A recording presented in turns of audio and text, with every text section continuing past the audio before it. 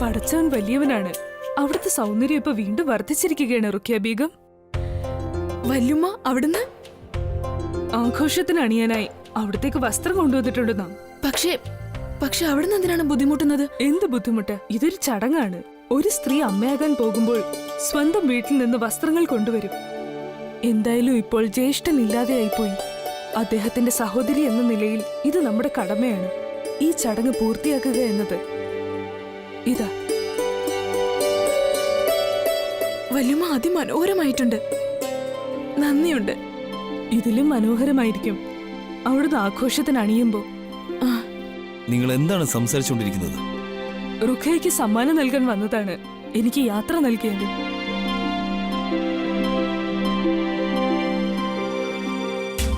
നാം വളരെ സന്തോഷവാനാണ് റുഖിയ. എല്ലായിടവും വളരെ ആർഭാടമായി അതിമനോഹരമായാണ് ഒരുക്കിയിരിക്കുന്നത്. ശരിക്കും നമ്മുടെ നിക്കാഹ് പോലെ. ഇതാണോ നിന്റെ ജ്യേഷ്ഠത്തി നിനക്ക് നൽകിയത്? ഒരിക്കലുമല്ല. വല്യുമ്മ ആഘോഷത്തിന് വേണ്ടി നമുക്ക് ഈ വസ്ത്രങ്ങൾ സമ്മാനമായി നൽകിയതാണ്. ഇതാണ് നാളെ ആഘോഷത്തിൽ അണിയാൻ പോകുന്നത്. അപ്പോൾ ഇതെന്താണ്? ഇത് അങ്ങയുടെ പുതിയ ബീഗം ജോത കാഴ്ചവെച്ചതാണ്. കണ്ടില്ലേ എത്ര വലിയ സമ്മാനമാണെന്ന്? അങ്ങയുടെ കൈക്കുള്ളിൽ ഒതുങ്ങി.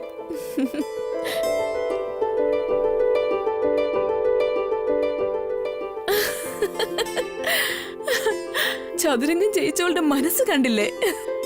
അവൾ സമ്മാനമായി നൽകിയത് ഇതാണോ? ഇതിൽ മറ്റെന്തോ കൂടിയുണ്ട് റുഖിയ. ഇതൊരു സന്ദേശമാണ്. വായിക്കുന്നോ? ഇത് വെല്ലുവിളിയാണോ അതോ ആശംസയാണോ? അതെന്ത് തന്നെയായാലും നിനക്കറിയാമല്ലോ നാം ഇത് വായിക്കില്ലെന്ന്. നീ തന്നെ വായിക്കും.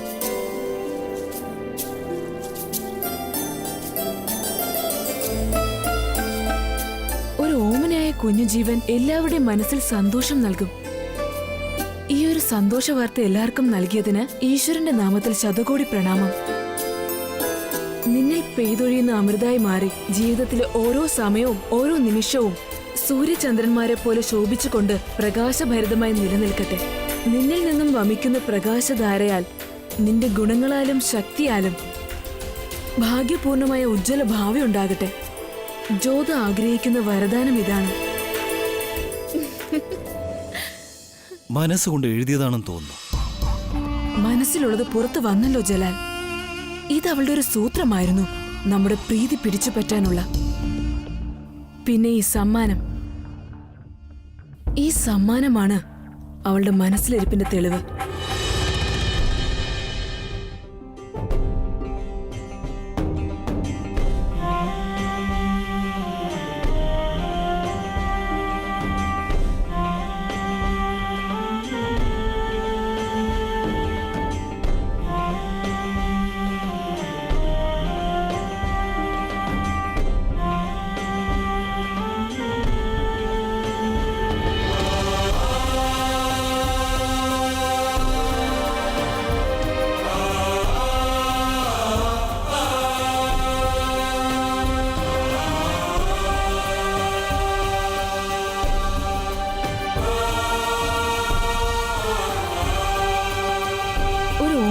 കുഞ്ഞുജീവൻ എല്ലാവരുടെയും മനസ്സിൽ സന്തോഷം നൽകും.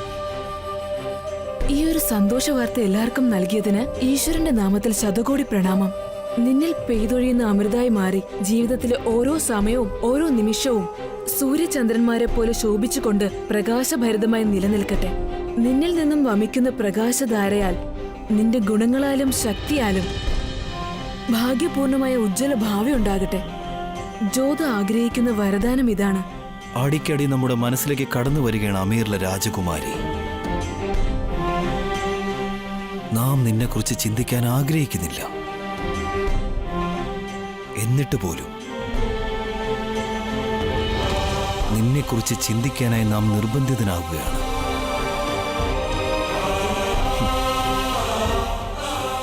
നീ നമ്മുടെ സന്തോഷത്തിനായല്ല വന്നത്, എന്നാൽ നമ്മുടെ കുഞ്ഞിന്റെ സന്തോഷത്തിനായി നീ വരേണ്ടത്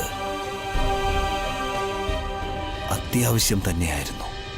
കണ്ണന്റെ കൃപയാണ്. കുറച്ചു ദിവസം മുൻപാണ് അച്ഛനും അമ്മയും ഇവിടെ നിന്ന് പോയത്. ഇപ്പോൾ ഉത്സവത്തിനായി എല്ലാ ജ്യേഷ്ഠന്മാരും വരുന്നു. മുത്തി, നിനക്കെന്താ പറ്റിയത്? നിന്റെ മുഖം എന്താ വാടിയിരിക്കുന്നത്? കാരണം എല്ലാവരും സന്തോഷം അഭിനയിക്കുകയാണ്. അതെനിക്കറിയില്ല.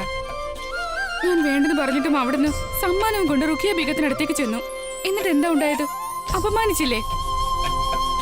കണ്ടോളൂ, ഈ ഉത്സവത്തിലും അവിടുത്തെ അപമാനിക്കുന്നതിനായി എന്തെങ്കിലും മാർഗമുണ്ടാക്കും.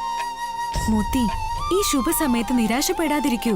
അവർ അവരുടെ ചിന്തയ്ക്കനുസരിച്ച് കാര്യങ്ങൾ മനസ്സിലാക്കുന്നു. അതാലോചിച്ച് നമ്മൾ എന്തിനാ മനസ്സ് വിഷമിക്കുന്നത്? നാം റുഖിയ ബീഗത്തിനായുള്ള ഉത്സവത്തിൽ പൂർണ്ണ മനസ്സോടെ പങ്കെടുക്കുന്നതാണ്.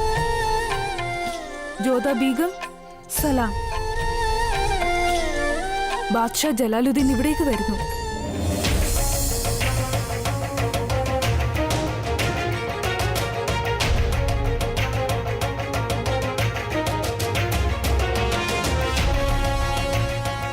എല്ലാവരും പോകൂ.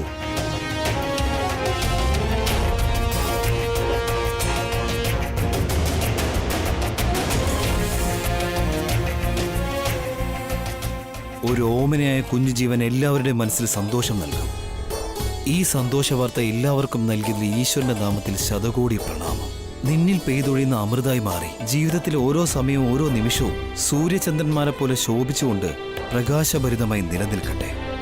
നിന്നിൽ നിന്നും വമിക്കും പ്രകാശധാരയാൽ നിന്റെ ഗുണങ്ങളാലും ശക്തിയാലും ഭാഗ്യപൂർണമായ ഭാവി ഉണ്ടാകട്ടെ. ജോധ ആഗ്രഹിക്കുന്ന വരദാനം ഇതാണ്. എത്ര മനോഹരമായ വാക്കുകൾ! പ്രശംസയ്ക്ക് നന്ദിയുണ്ട്. എന്നാൽ നാം ഇത് എഴുതിയത് റുഖിയ ബീഗത്തിന് സമ്മാനമായാണ്. അറിയാം, അവൾ തന്നെയാണ് നമ്മെ വായിച്ചു കേൾപ്പിച്ചത്.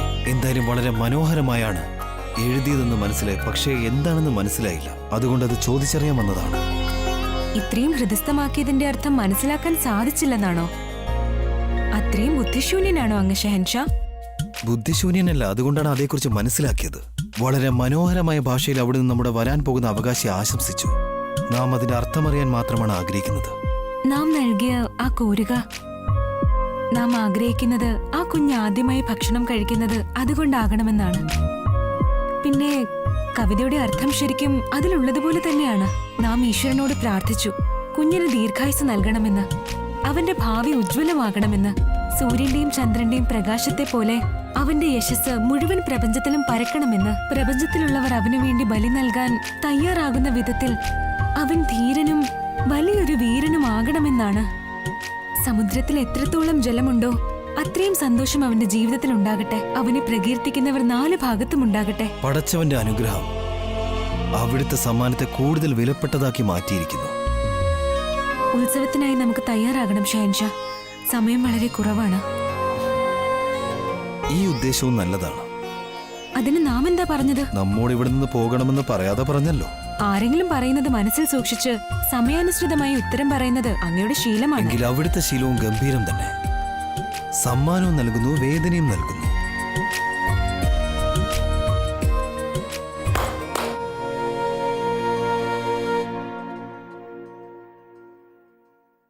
ഇന്ന് നാം വളരെ സന്തോഷത്തിലാണ്. ആ സന്തോഷത്താൽ നാം ഈ ദാസിമാർക്കെല്ലാം സമ്മാനം കൊണ്ടുവന്നിട്ടുണ്ട്. സമ്മാനം സ്വീകരിച്ചാലും. അങ്ങയുടെ ആഗ്രഹം പോലെ ഷെഹൻഷാ.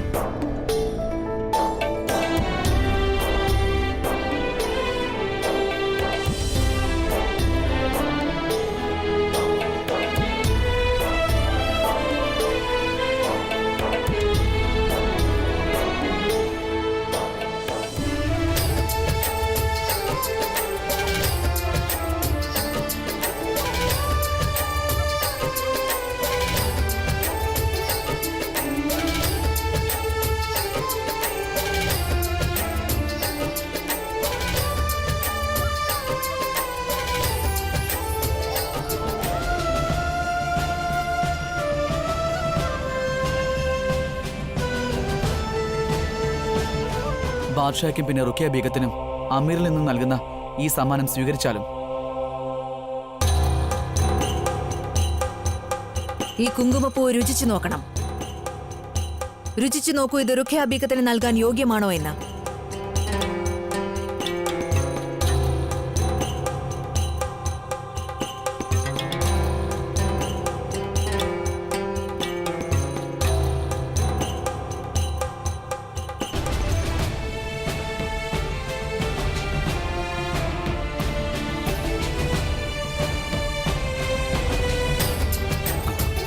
മാൻസിംഗ്,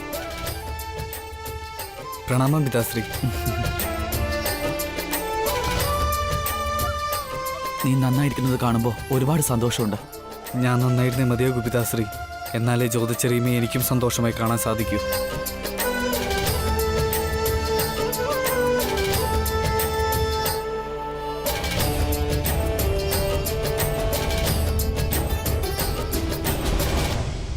നോക്കൂ, അങ്ങ് അകത്തേക്ക് കൂട്ടിക്കൊണ്ടുപോയത് ജ്യേഷ്ഠത്തിയുടെ സഹോദരനെയല്ലേ?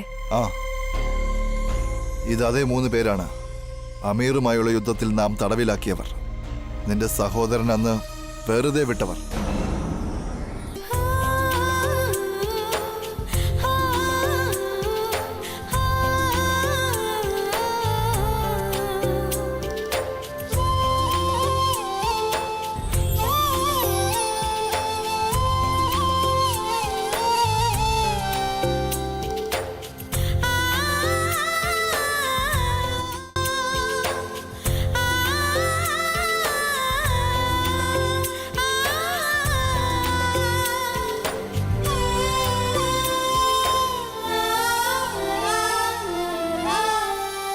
ഇതാ പിടിക്കൂ, ഈ പുണ്യജലം കുടിച്ചാലും.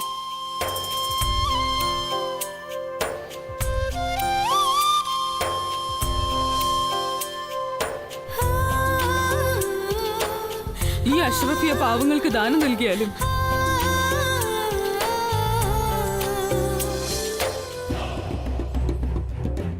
അതാ ആദം ഖാൻ ആഘോഷത്തിനായി തിരികെ എത്തിയിരിക്കുന്നു. ആ, മധുരയിലെ കാര്യങ്ങളൊക്കെ ശുഭകരമാക്കിയതുകൊണ്ട് ഇദ്ദേഹത്തിന്റെ സ്ഥാനം ഇനിയും ഉയരും. എന്തൊക്കെയായാലും ഒരു നല്ല യോദ്ധാവ് തന്നെയാണ് ആദം ഖാൻ. ബുദ്ധിയും അതുപോലെ തന്നെ.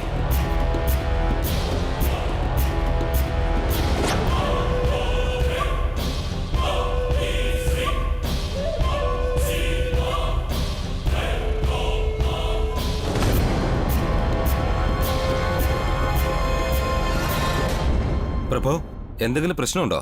നിങ്ങൾ മുൻപോട്ട് പോകൂ, ഞാൻ ഉമ്മയെ കണ്ടിട്ട് വരാം. ഇതാ നീ എടുത്തോ, ഇതാ നീയും എടുത്തോ, ഇതാ നീയും എടുത്തോളൂ. എന്നിട്ട് ആഘോഷമാക്കൂ മുഗൾ വംശത്തിന്റെ പുതിയ അവകാശിക്കായി.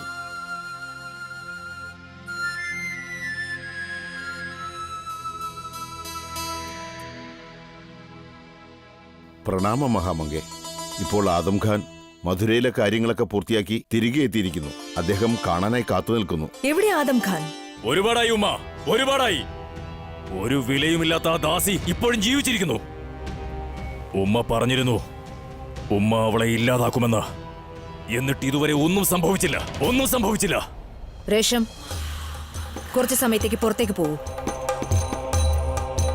കാരണം നമ്മുടെ ഒരേ ഒരു മകന് ലോകത്തെക്കുറിച്ചും അറിയില്ല, ഇവിടെ സംഭവിക്കുന്നതിനെ കുറിച്ചും അറിയില്ല. നമ്മുടെ ബുദ്ധിശൂന്യനായ മകന് ഇതുപോലും അറിയില്ല എവിടെയാണ് നാം ഒതുങ്ങി നിൽക്കേണ്ടതെന്നും ഏതു സ്ഥലത്താണ് നാം നമ്മുടെ സ്ഥാനം കണ്ടെത്തുന്നതെന്നും. അതിനാൽ നമുക്ക് രഹസ്യമായി ഇവനോട് ചിലത് സംസാരിക്കണം രേഷം. അതുകൊണ്ട് നീ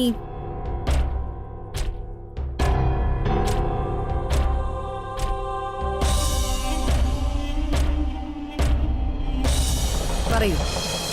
അവിടുന്ന് എപ്പോഴും നമ്മെ ഒളിപ്പിക്കാനാണ് ശ്രമിക്കുന്നത്. കാരണം നീ എപ്പോഴൊക്കെ നാവ് വളയ്ക്കുന്നു ആദം, അപ്പോഴൊക്കെ നീ മരണത്തെ കൂടുതൽ അടുപ്പിക്കുകയാണ് ചെയ്യുന്നത്. അതുകൊണ്ട് പടച്ചവനെ ഓർത്ത് നീ ഒന്നും സംസാരിക്കാതിരിക്കുന്നതാണ് നല്ലത് ആദം. നീ നമ്മോട് ചോദ്യങ്ങൾ ചോദിച്ചാൽ നാം ഉത്തരം നൽകുമായിരുന്നു. മോത്തിബായിയുടെ പ്രവർത്തന ഫലമായി നാം അവളുടെ ജീവനെടുക്കാനുള്ള ശ്രമമാണ് നടത്തിയതെന്നാൽ ജലാൽ പെട്ടെന്ന് സ്വന്തം തീരുമാനം മാറ്റുകയും മോത്തിബായിയുടെ തെറ്റ് ക്ഷമിക്കുകയും ചെയ്തു. പിന്നെ സംഭവിക്കേണ്ടതെല്ലാം സംഭവിച്ചു. ഇന്ന് കാര്യം ഇങ്ങനെയാണ്. മോത്തിബായി ഇപ്പോൾ ഈ അവസ്ഥയിൽ ഒന്നും തന്നെ തുറന്നു പറയില്ല. അതുകൊണ്ട് നീയും ഈ നടന്നതെല്ലാം മറന്നു കളയണം. അതായിരിക്കും നിനക്കും നമുക്കെല്ലാവർക്കും നന്നായിരിക്കുക ആദം. അതുകൊണ്ട് നീ പോയി ആഘോഷത്തിൽ പങ്കെടുക്കാൻ നോക്കൂ. ഉമ്മ, നമുക്കെന്തുകൊണ്ടാണ് തോന്നുന്നത് അവിടുന്ന് എപ്പോഴും ജലാലിന് മുന്നിൽ വല്ലാതെ നിസ്സഹായയായി പോകുന്നുവെന്ന്? നീ നമ്മുടെ കാര്യം വിട്ടേക്കോ. നീ നിന്റെ നിലനിൽപ്പിനെ കുറിച്ച് മാത്രം ചിന്തിക്കൂ. നമ്മുടെ നിലനിൽപ്പ് വളരെ ഉറച്ചതാണ് ഉമ്മ. നാം ഇപ്പോൾ മധുരയിലെ കാര്യങ്ങളെല്ലാം ശുഭകരമാക്കിയിട്ടുണ്ട്. അങ്ങ് അഥവാ ഇക്കാര്യത്തിൽ അറിവില്ലാത്തവനാണെങ്കിൽ നാം അങ്ങേക്ക് പറഞ്ഞു മനസ്സിലാക്കി തരാം. ഇന്നത്തെ ഈ ഉത്സവം നീ കരുതുന്നത് പോലെ നിന്റെ വിജയാഘോഷത്തിനുള്ളതല്ല. റുഖയ്യയ്ക്ക് അമ്മ മഹാറാണി സ്ഥാനം ലഭിക്കാൻ പോകുകയാണ്. ആ സന്തോഷത്തിലാണ് ഇത് നടക്കുന്നത്. മനസ്സിലായോ?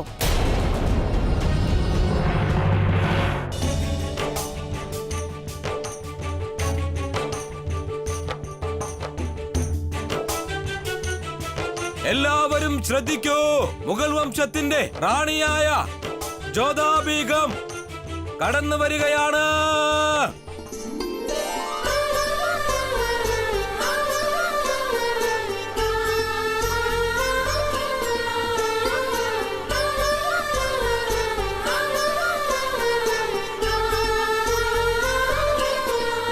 ബഹുമാനപ്പെട്ട രാജ്ഞിയായ മുഗൾ വംശത്തിന്റെ റാണിയായ ബീഗം റുഖയ സുൽത്താൻ കടന്നു വരികയാണ്.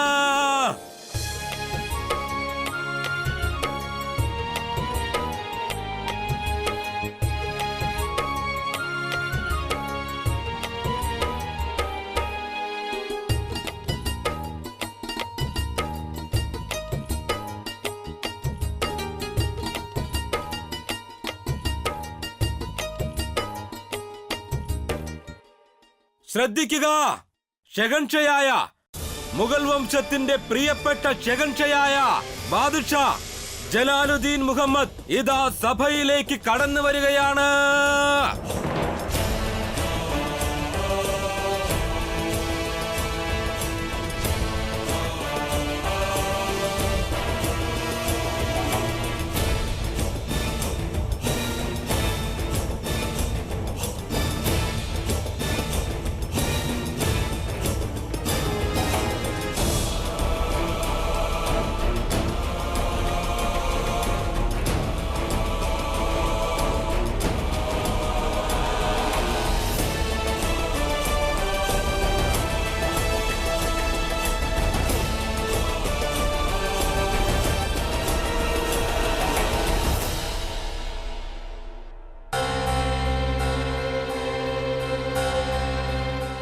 മഹാമംഗ, അവിടത്തേക്ക് അറിയാമോ ആദം ഖാൻ ഇപ്പോൾ എവിടെയാണെന്ന്?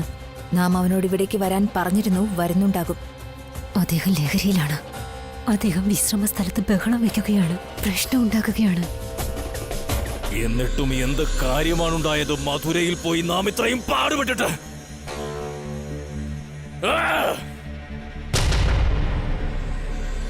ആദം, ഇതെന്താ നീ ചെയ്യുന്നത്?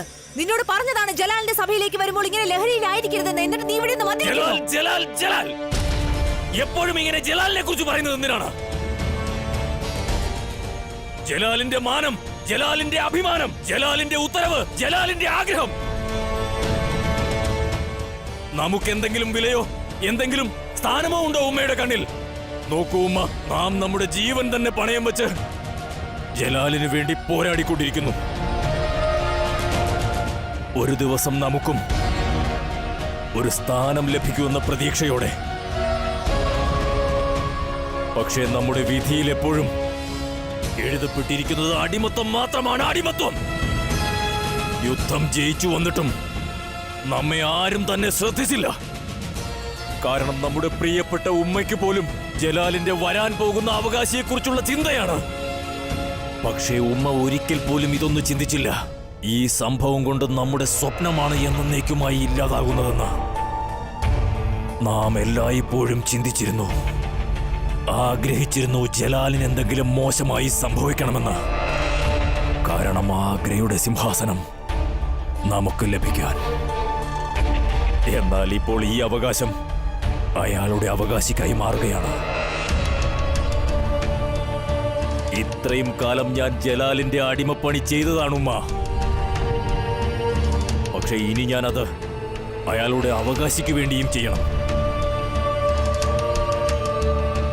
എന്റെ വിധിയിൽ എന്തു മാറ്റമാണുള്ളത് ഉമ്മ? എന്തു മാറ്റം അറിയുമോ? എന്റെ പ്രിയപ്പെട്ട ഉമ്മ ജലാലിനെ സേവിക്കുന്നത് കാണുമ്പോഴൊക്കെ നാം വിചാരിച്ചത് നമ്മുടെ ഉമ്മ ഇതൊക്കെ ചെയ്യുന്നതിന് കാരണം അത് നമ്മുടെ മുൻപോട്ടുള്ള വഴി തെളിക്കാൻ വേണ്ടിയാണെന്നാണ്. പക്ഷെ അങ്ങനെയല്ല. നമ്മുടെ പ്രിയപ്പെട്ട ഉമ്മ നമ്മെ ഒരിക്കലും സ്നേഹിച്ചിട്ട് പോലുമില്ല. നമുക്ക് തോന്നുന്നു ആ ജലാലിന് ഉമ്മ പാല് കൊടുത്ത് സ്വന്തം രക്തബന്ധത്തെ പോലും ഉമ്മ മറന്നുപോയി എന്ന്.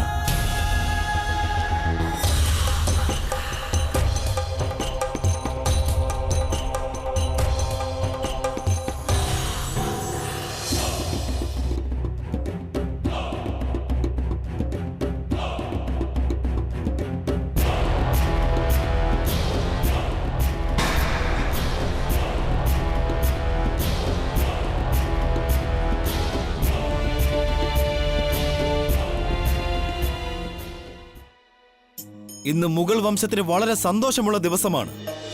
ഒരു ഭാഗത്ത് ആദം ഖാൻ മധുരയിലെ പ്രശ്നങ്ങളെല്ലാം അവസാനിപ്പിച്ചിരിക്കുന്നു. പിന്നെ മറുവശത്ത് നമ്മുടെ ബീഗമായ റുഖിയ മുഗൾ വംശത്തിന് ഒരു അവകാശം നൽകാൻ പോകുകയാണ്.